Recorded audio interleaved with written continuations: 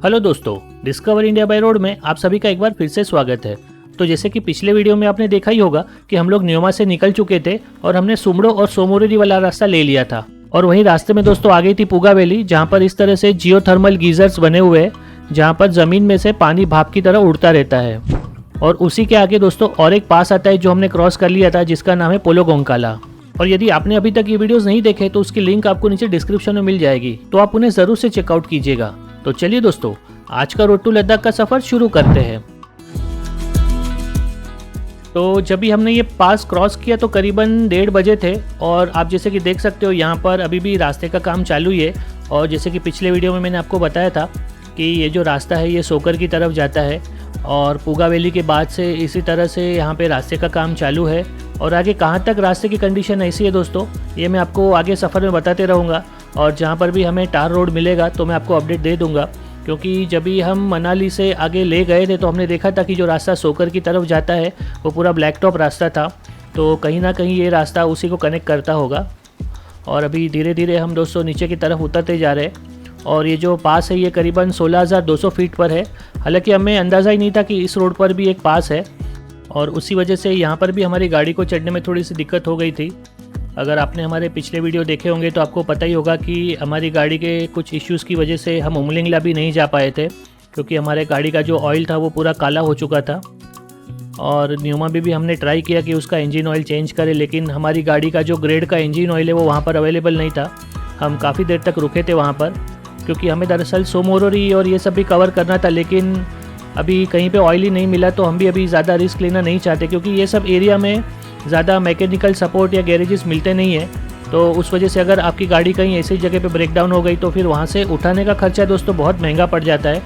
तो वही रिस्क ना लेते हुए हमने फिर अभी आगे सीधा पांग या सारचू तरफ जाने का फ़ैसला किया है। तो अभी इसीलिए ये हम रास्ते से आगे बढ़े जा रहे हैं।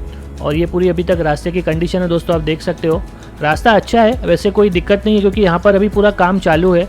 मुझे लगता है कि अगर 2024 में आप कभी भी आ रहे हो तो आपको यहाँ पर पूरा रास्ता है ये ब्लैक टॉप मिल ही जाएगा।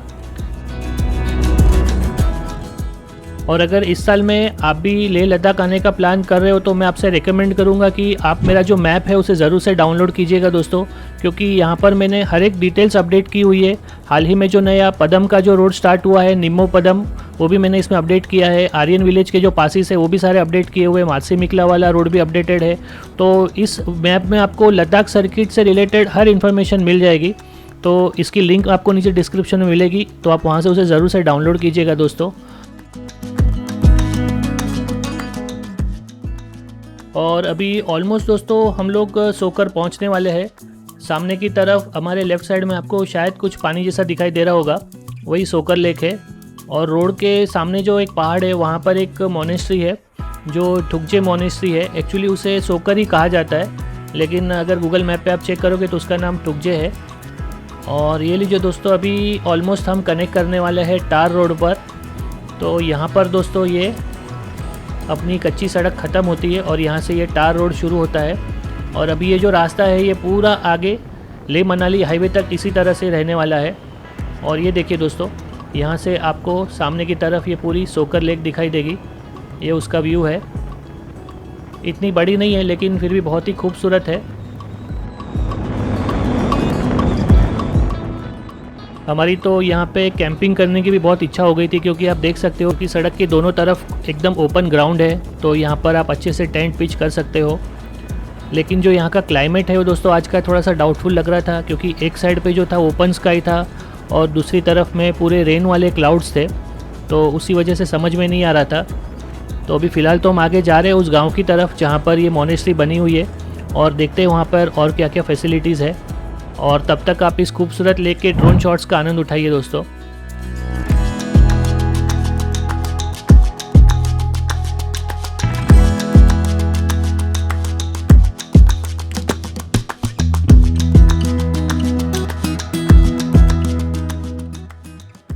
और वहाँ से जैसे ही कुछ आगे बढ़ते रहे दोस्तों, तो अभी हम पहुँचने वाले हैं उस गांव में जिसकी मैंने अभी आपको बात की थी। और पहाड़ी पर आपको वो मोनेस्ट्री भी बिल्कुल साफ साफ दिखाई दे रही होगी, जिसका नाम है ठुकजे मोनेस्ट्री। तो चलिए देखते हैं यहाँ पर क्या क्या सुविधा है यात्रियों के लिए। तो अगर आप भी कभी इस रास्ते से गुजर रहे हो तो आपको पता चले। और जैसे ही हमने दोस्तों गांव में एंट्री की तो हमने देखा कि यहाँ पर काफ़ी सारे कैंप्स बने हुए हैं और उसके अलावा यहाँ पर रेस्टोरेंट्स भी है और होम स्टे जैसा भी यहाँ पे बना हुआ है।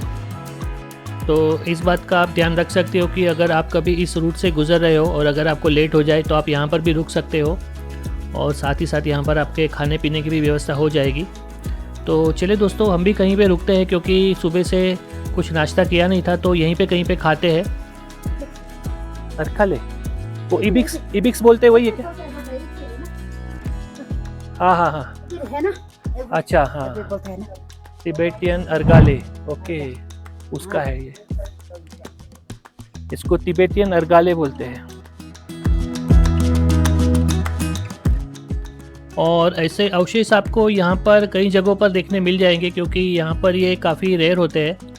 और ये दोस्तों ये पूरा लोकेशन है, आप देख सकते हो। सामने की तरफ हमारी गाड़ी खड़ी है और अभी ये पीछे की तरफ तो उनके होम स्टे बने हुए हैं और वहीं पर सामने की तरफ ये स्विस टेंट्स भी बने हुए हैं। और पहाड़ पर आपको जो दिखाई दे रही है वो यहाँ की मोनेस्ट्री है।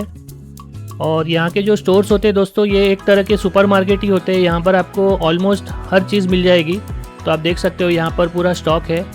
और अभी हमने यहाँ पे अपना खाने का ऑर्डर दिया है। यहाँ पर आपको momos, noodles, paratha, Maggi, omelette सब मिल जाएगा।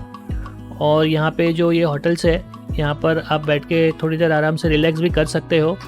और ये जो जगह है इसका मैं आपको नाम भी बता देता हूँ। यहाँ पे ये इनका साइन बोर्ड लगा हुआ है, इसका नाम है नोरबो गेस्ट हाउस एंड रेस्टोरेंट। यहाँ पे इनका जो पीछे की तरफ होम स्टे भी है, जैसे कि मैंने आपको बताया। और ये बिल्कुल ये मोनेस्ट्री के सामने की तरफ ही है। और थोड़ा ब्रेकफास्ट करने के लिए रुके थे, लंच बोल सकते हो, ब्रेकफास्ट जैसे ही लंच था हमारा।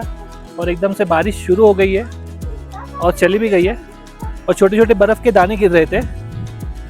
यहाँ पे लोकल लैंग्वेज उसको खर्रा बोलते हैं, जैसे हम लोग उसको छोटे छोटे ओले, जैसे आपने अगर मेरा स्पीति वाला वीडियो देखा होगा तो उसमें आपने देखा होगा जब मैं कुफरी अटका था तो वहाँ पे भी ऐसे ही छोटे छोटे दाने गिर रहे थे।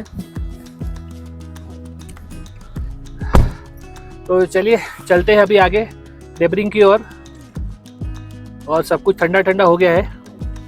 और जैसे ही दोस्तों सोकर से हम निकले आगे की तरफ तो हमने देखा तो हमारे लेफ़्ट साइड में पूरे बारिश वाले बादल आ गए थे और सामने की तरफ देखा तो वहाँ पे धूप निकली हुई थी। तो ऐसे ही दोस्तों पहाड़ी इलाके में मौसम का कोई ठिकाना नहीं होता है। और फिर कुछ ही देर में दोस्तों हम डेबरिंग भी पहुँच गए थे, जहाँ से एक रास्ता सीधा मनाली की तरफ जाता है और एक रास्ता आपको लेह की तरफ लेकर जाता है। तो यहाँ पर इस तरह से साइन बोर्ड लगा हुआ है। और फिर वहाँ से हम दोस्तों निकल पड़े थे पांग के लिए, लेकिन रास्ते में बहुत ही तेज़ बारिश शुरू हो गई थी। लेकिन जैसे तैसे करके हम पांग से आगे सारचू तक भी पहुँच ही गए थे। तो पहले तो हमने सोचा था यहाँ पर कैंपिंग करेंगे, लेकिन फिर ठंड बहुत ज़्यादा थी तो यहाँ पर ये जो शेल्टर्स बने हुए रहते हैं वहीं पर हमने हमारा नाइट होल्ड ले लिया था। और ये जो सोकर से लेकर सारचू तक का जो ये पूरा सफ़र है ये आपको हमारे अगले वीडियो में देखने मिलेगा। तो मुझे उम्मीद है दोस्तों आपको हमारे वीडियोस पसंद आ रहे होंगे, और यदि पसंद आ रहे हो तो इन्हें लाइक, शेयर और कमेंट ज़रूर कीजिएगा।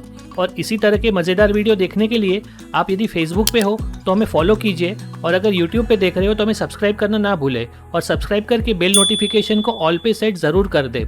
तो मिलते हैं हमारे अगले वीडियो में, तब तक बने रहिए हमारे साथ में डिस्कवर इंडिया बाय रोड पर। धन्यवाद।